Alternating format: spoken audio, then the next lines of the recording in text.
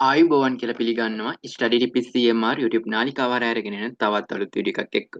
මේ වීඩියෝ එකෙන් කතා කරන්න බලාපොරොත්තු වෙන්නේ මේ වෙද්දි 2024 2025 අධ්‍යයන පොදු සහතික පත්‍ර උසස් පෙළ විභාගයේ ප්‍රතිඵල අන්තර්ජාලයට නිකුත් කරමින් පවතිනවා. ඔයගොල්ලන්ට donate.lk වෙබ් අඩවියට ඇවිල්ලා ඔයගොල්ලන්ගේ රිසර්ච් බලා ගැනීමේ හැකියාව තියෙනවා. මම මේකට අදාළ ලින්ක් එක ඩිස්ක්‍රිප්ෂන් එකේ දාලා තියන්නම්.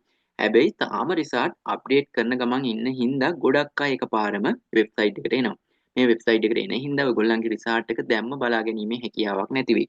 බොහෝ දුරට ඔයගොල්ලන්ට ටික වෙලාවක් යද්දී මේ හරහා ඔයගොල්ලන්ගේ රිසර්ච් එක බලා ගැනීමේ හැකියාව තියෙනවා. ගොඩක් අය කලබල වෙලා මේ වෙලාවේ එකපාරම වෙබ්සයිට් එකට ආවොත් වෙබ්සයිට් එක ඩවුන්ලෝඩ් වුණොත් එහෙම ඔයගොල්ලන්ට රිසර්ච් බලා ගැනීමේ හැකියාවක් නැති වෙයි.